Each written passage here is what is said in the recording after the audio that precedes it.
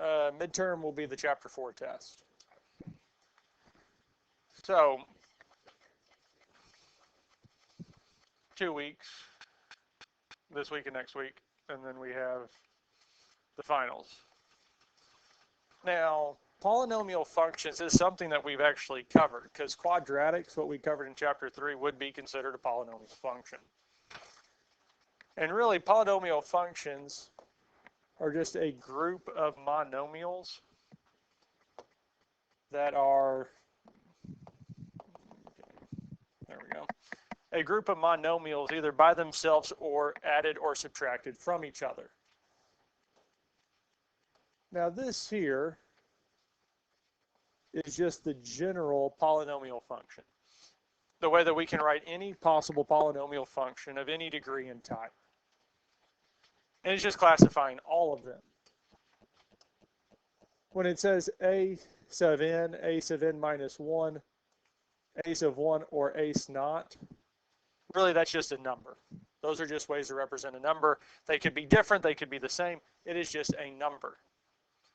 X to the n, that there is just one way to say x to the 9th. Well, x to the n minus 1 would be x to the 8th. It's just one less than the previous one. So it's just a way to classify any and all polynomial functions. And here are some of the examples that we have. Now, the first one here has a degree of 0. Well, it's going to be considered a constant function. As if the degree is 0, we don't have any variables, it's just a number. So f of x equals negative 14 would be a constant function. Our second one is when the degree is 1, we would consider it to be a linear function. So 5x minus 7, it's just the equation of a 1.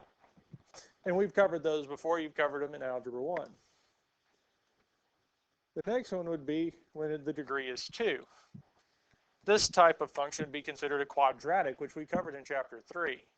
And the reason we call it a quadratic is because the degree, the biggest exponent contained in the function is what? Square, it would be 2, yes? So it's a quadratic. If we have a degree 3, it is a cubic. Because when we look at a cubic function, the biggest exponent is 3. Because when we classify them by its degree, or finding the degree, is we're finding the variable with the biggest exponent. And whatever that number is for the exponent would be its degree. Let's go light blue. Okay, I have light blue. And degree 4 would be quartic. So when we look at the polynomial function, 4 will be the biggest exponent. Any questions on this here for degree and type? Okay. Now with polynomial functions, it is considered to be in standard form when the variables are ordered from biggest power to least. So the variable with the biggest exponent would go first, then the next one going down all the way to our constant function, our number without a variable. So the variable with the biggest exponent would go first, all the way to a number or the variable with the smallest exponent.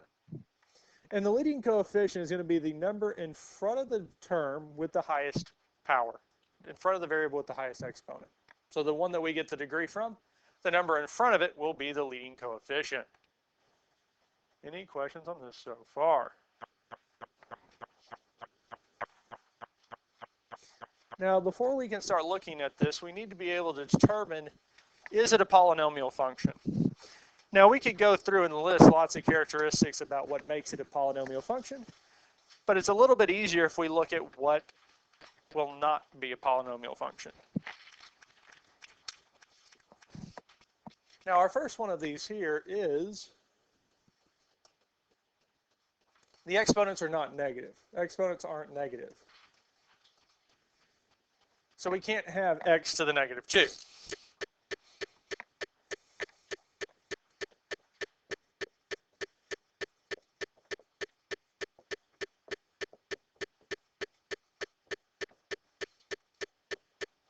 Exponents aren't negative.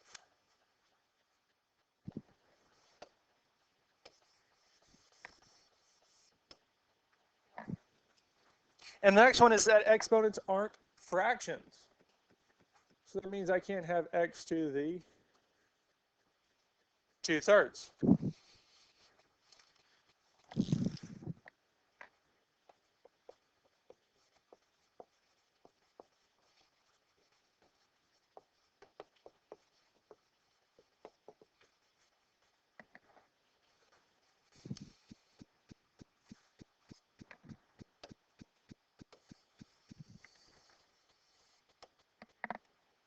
Third one, variables aren't inside a radical. Square root of x. Now, I don't think they'll get too tricky in saying the square root of x squared, because if it can reduce, we need to reduce it. But if it is not reducible, we're still left with a variable inside of a radical.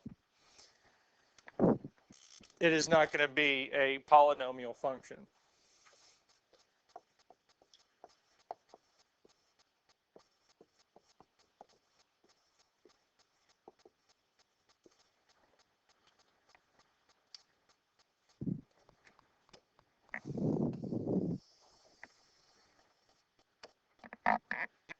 Variables are not multiplied together. We can't have more than one variable multiplied together. So that's not talking about x squared. We're talking about x times y, or x times y times z. We can't have two different variables being multiplied together.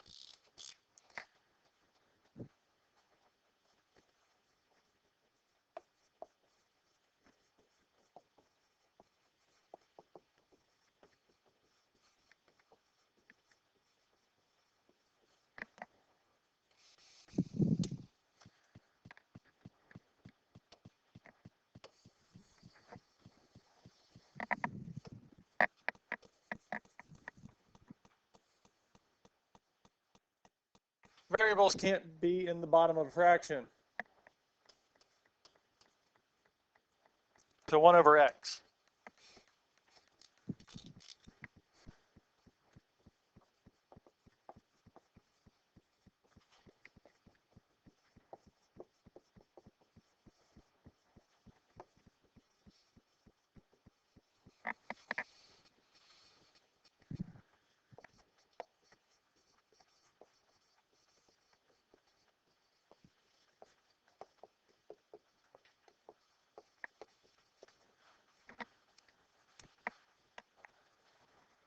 Now there is one that we need to add, is that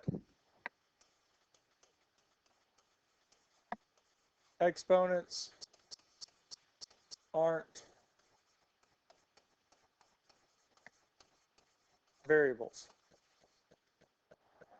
And what this means is that we can't have 3 to the x. We can't have a variable in an exponent, because what this would be considered as an exponential function. Our 1 over x and really our x to the -2, if the exponent's negative or if it's in the bottom of a fraction, that would be considered a rational function. X times y, most likely we're talking about conic sections, circles, ellipses, hyperbolas. And then if we're dealing with a variable inside of a radical, we're talking about radical functions. So none of these here would be considered a polynomial function. Any questions on this here before we look at our first example? Let's look at the first example. Okay, there's several different things we're looking for here. First thing is we need to determine whether the following functions are polynomial functions. If so if it is a polynomial function, we need to write it in standard form, state its degree, type, and leading coefficient. For the homework, you'll have to rewrite it out in standard form because it's not written there. We need to write it in standard form. Now, looking at A, this one here, is this a polynomial function? Well, let's go through our checklist. Are any of the exponents negative? No. Are any of the exponents fractions? No.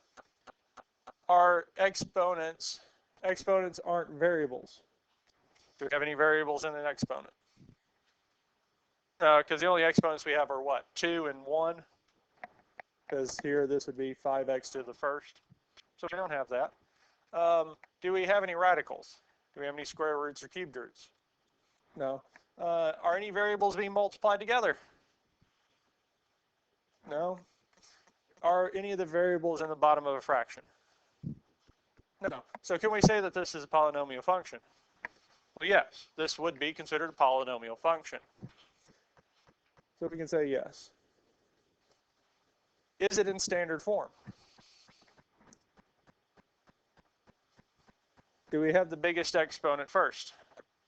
Is it followed by the next smallest? And then followed by the constant.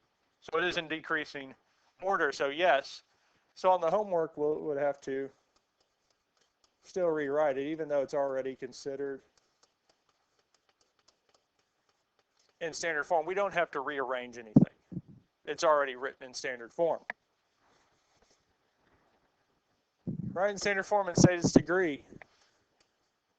So what would the degree of this be? 3, because the biggest exponent is 3. Now what type is it? It is a cubic.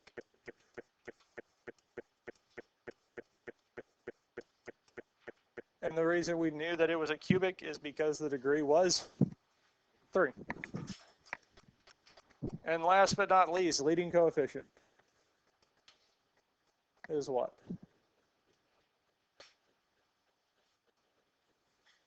-2. Because the leading coefficient is going to be the number in front of the variable with the biggest exponent. It's going to be attached to the number, attached to the variable that has the biggest exponent. That's where the leading coefficient is always going to be. Question on this here.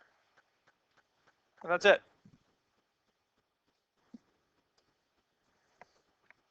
If there's no other questions on that, let's look at letter B. Can we say that this function is a polynomial function? Let's go through the list. Are any of the exponents negative? Well, the only exponents we have are 3 and 4, yes? Well, they're both positive. Do we have any exponents that are fractions?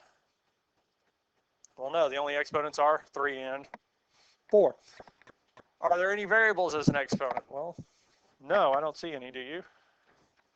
Are any of the variables in square roots or radicals?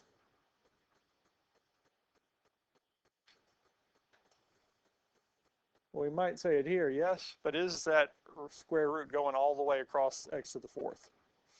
No, even if it was, can I take the square root of x to the 4th? Well, yes, it would be x squared, yes? So we don't have a variable in a radical. Oh, close. Do we have any variables being multiplied together? No, we don't have two variables being multiplied together. Two different variables. Well, do we have any fractions? No, so we don't have any way that a variable can be in the bottom of a fraction. So is this a polynomial function? Yes. Is it written in standard form?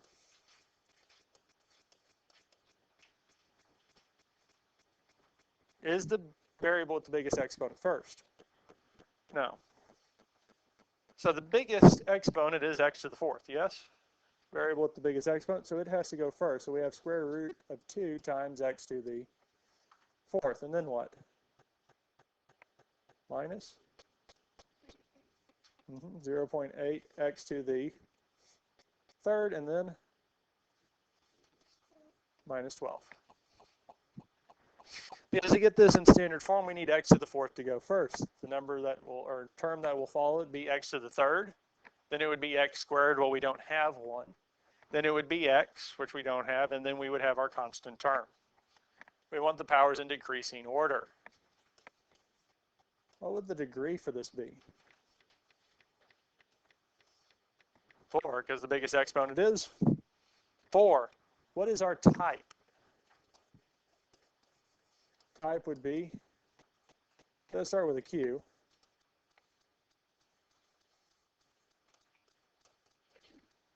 I believe it is quartic. Quadratic would be degree 2. Quadratic is degree 2. Quartic is degree 4. And the leading coefficient would be 1. Square root of 2, because it's the number in front of the variable with the biggest exponent.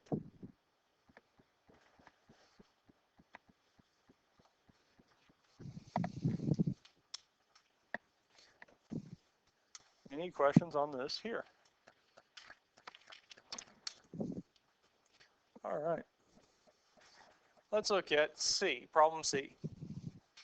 Can we say that this is a polynomial function? No, because if we go through our checklist, well, are there any negative exponents? Yes, so not a polynomial function. Because technically they would consider this to be a rational function.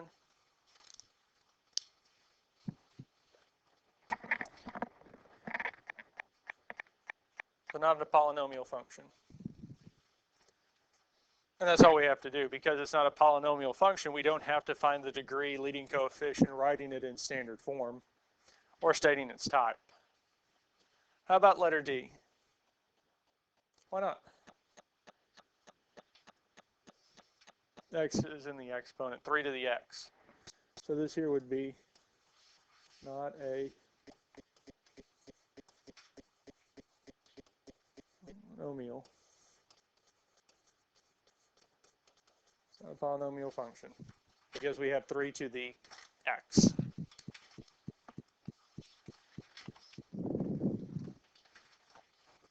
Any other questions on this here? Do we need to see another example in one of these here? We feel good with these? All right. Let's look at the next one. Example 2, evaluating a polynomial function. When we evaluate a function for a given value, we're plugging that value in for x, because here it's telling us x is equal to 3. So really what we're doing is taking f of 3, which is equal to 2 times 3 to the 4th minus 8 times 3 squared plus 5 times 3 minus 7. So when we evaluate it for a given value, we're plugging that value in for x in every place where there is an x. Now at this point here, what can we do? We can plug it into the calculator, because all we have are numbers at this point, because we have 2 times 3 to the 4th minus 8 times 3 squared plus 3 times 5 times 3 minus 7. Now if we did this by hand, 3 to the 4th would be 81. Now 3 squared is 9. 5 times 3 is 15 minus 7. Now 2 times 81 is going to be 162. Minus 8 times 9 is 72. And 15 minus 7 is going to be plus 8. Because 162 minus 72 is going to be 90. Plus 8 is 98. So when we evaluated this function, when x is equal to 3, we get that its value is 98. So really what we're saying is that f of 3 is 98. Any questions on this here? We can look at this here in the calculator. Clear that out. Yes. Yes.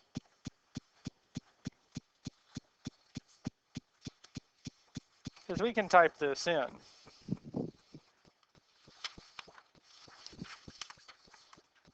Well, we can look at example 2, which is our negative 2x to the 4th plus 6x to the 3rd minus 3x plus 11. And we want to evaluate it when x is equal to 4. So we're looking at the next problem. So what we can do here is just type it in. So we can say -2, parentheses, 4, close parentheses, to the 4th, plus 6, parentheses, 4, close parentheses, to the 3rd, minus 3, parentheses, 4, close parentheses, plus 11. And we could type it in, just replacing x with 4 in every spot where x appears. And once we get it all typed in, we can hit enter. And I believe we all get -129. Yes? And that's it. That's all we have to do for this here. Now, we will look at another way to type this in. Now, for the most part, we do have x, or we can type x in as a variable for this here.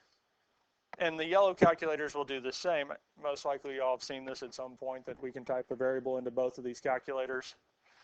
But when we do calculations like this here, both me and Miss Kendall have told you do not use x when we're using it in this mode. We can use it when we graph, but we don't want to use it here. And that's because x has a specific value for this setup. For these calculators here, we have to give it a value for x, or it's defined. And we can do that with this button here, this STO, S-T-O. Now what we can do is we can type the number in first, STO, and then we pick a variable. Because if we want to use the store feature, we can pick the number, hit store, and then the variable. The yellow calculators will do this as well. Because once we hit this and go on and hit enter, what this has done, it's defined x as 4. So anytime that x is plugged in, the calculator will understand that it has a value of 4. Now what we can do with this here is say -2 x to the 4th plus 6 x to the 3rd minus 3x plus 11.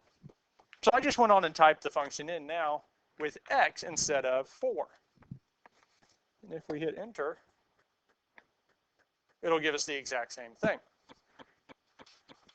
Which doesn't seem like much of an advantage until we start trying to plug other numbers in. So if I wanted to say I wanted to plug -4 in for x, well, in the other way, I would have to retype the entire thing back in, replacing 4 with -4. But here with this store feature, I can say -4. Store x, enter. So what have I done? The value of x is not 4, it is now what? -4. Now we could go back in and type -2x to the 4th plus 6x going all the way through. But we learned, or kind of seen, that if I scale back up or scroll back up and highlight the function that we're wanting to find and hit enter, it brings it back down, yes? And if I hit enter again, it gives me -873. Well, what did it do? It changed the value of x from 4 to -4. Well,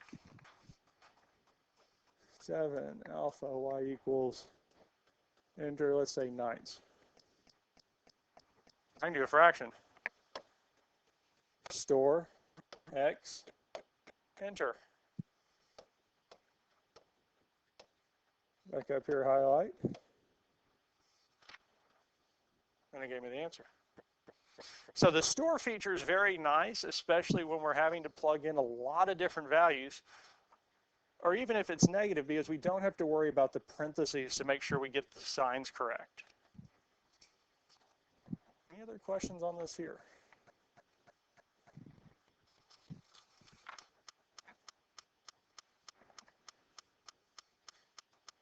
Any other questions on evaluating a function for a given value of x?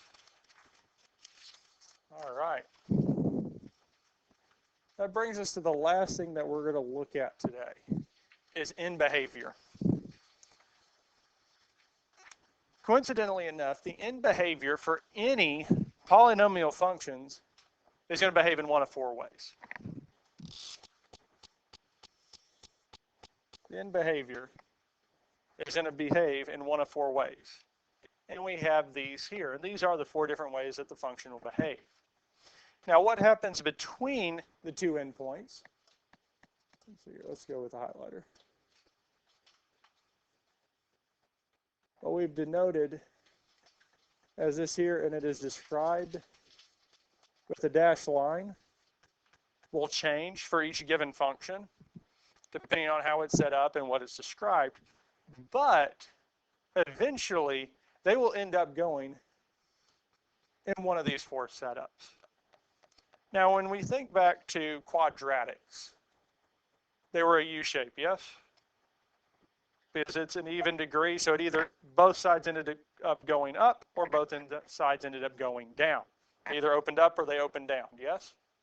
Well, a quadratic had a degree of 2, yes? And if we look at even functions, the bottom two, degree is even. Well, both sides end up going up or both sides end up going down. And really, for any even degree function, it's going to behave this way. Now, if the leading coefficient is positive, it's going to open up. If the leading coefficient is negative, it's going to open down.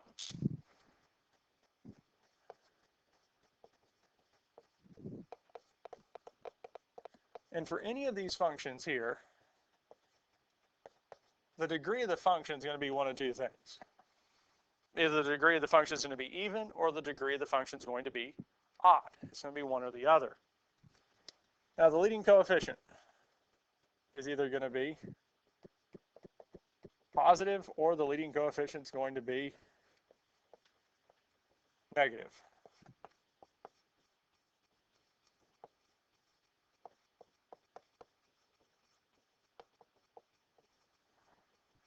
And those are the only real setups that we have. For either one of these here, either the degree is even or odd, or the leading coefficient is positive or negative. We're going to have one of these setups. Now, if the leading coefficient is positive and the degree is negative, we can say that f of x approaches infinity as x approaches infinity. Just what it says, positive and positive. We can also say that f of x approaches negative infinity as x approaches negative infinity, which is really our first one here. And now let's break into what this is saying. F of x approaches positive infinity as x approaches positive infinity. As our x values, the values we're plugging into the function get bigger. The values that come out of the function are going to get positive and bigger. They're going to increase. As we plug bigger negative values into the function will start going down, farther and farther down. Over here, f of x approaches negative infinity as x approaches infinity. And f of x approaches infinity as x approaches negative infinity. So when our leading coefficient is negative, the function flips. It's going to go down. And that really brings us to our last two, the even. Because they're going to go in the same direction, we'll have our U-shaped graph. So f of x approaches infinity, positive infinity, as x approaches positive infinity. And f of x approaches negative infinity as x approaches, or not negative infinity, positive infinity, as x approaches negative infinity. And when the leading coefficient is negative, well, f of x approaches negative infinity as x approaches infinity, and f of x approaches negative infinity as x approaches negative infinity. Because if the degree is even, f of x is going to go to the same spot. Not same spot, but go in the same direction. Either they're both going to go up or they're both going to go down. If they're both going up, the leading coefficient is positive. If they're both going down, the leading coefficient is negative. Let's look at an example of this here. And this here is not as confusing as it might seem. So looking at this here, what is the degree of this polynomial function? So what would the degree be? 4, and 4 is even. Now what's the leading coefficient? Negative 0.5, so it would be negative. So we have an even degree and a negative leading coefficient, yes? So if I look at my chart, even and negative, we have this one down here, yes? And what does it say? F of x approaches negative infinity as x approaches infinity.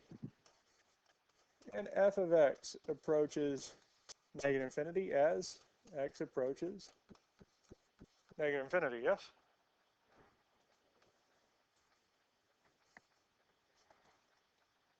And that's the end behavior. That is the end behavior of this function.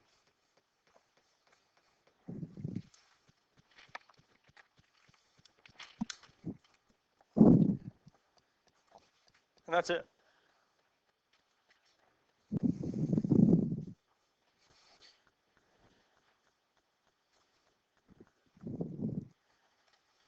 Questions on this here?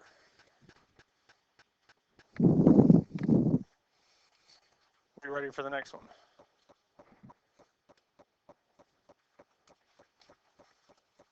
So determining end behavior. So what would our degree be? 3, which is odd, yes? Since it's an odd function, well, we have one of the top two, yes? F of x approaches infinity and f of x approaches negative infinity. They're going in opposite directions, yes? And the leading coefficient is, well, it's negative again, yes? Okay. Odd and negative, so f of x approaches negative infinity as x approaches infinity. And f of x approaches infinity as x approaches negative infinity.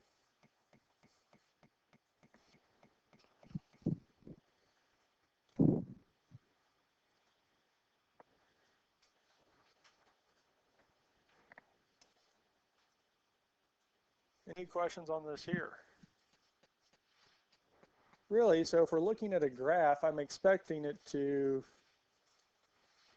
I don't know about the middle, but I do know that it's going to look something like this here, yes?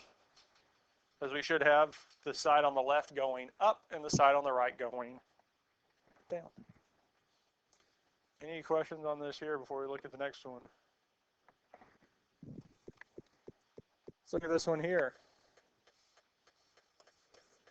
So what's the degree of this function? The degree is 3, and 3 is odd. And the leading coefficient is 0.25, which is positive. So odd and positive. So we have this here, that f of x approaches infinity as x approaches infinity. And f of x approaches negative infinity as x approaches negative infinity.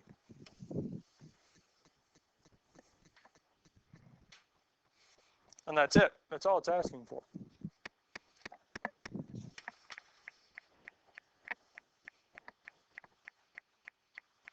Any questions on any of this here?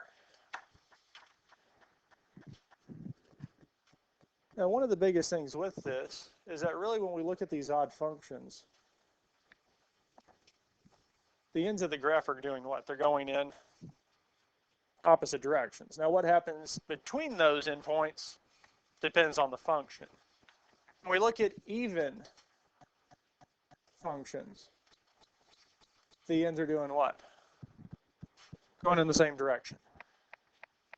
Now we can't necessarily get from just this here what the degree is or what exactly the leading coefficient is, but we can get an idea of how it's behaving, what it is. So this isn't in your note sheet, but let's look at it. I want an axis. Try that again. There we go. And let's say that we had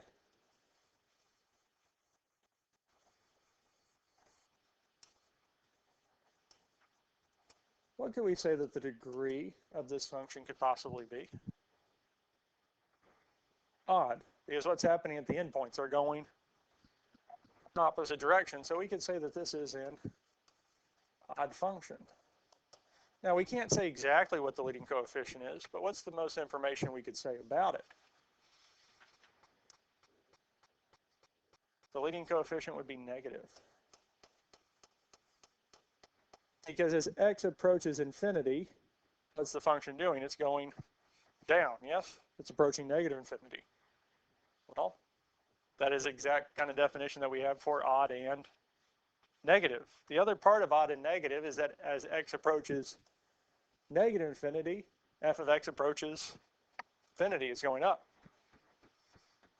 So just because I know the end behavior, well, I can know how it's supposed to behave, how it's supposed to work. Yes?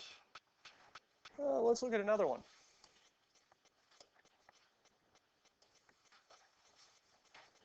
How about this one here?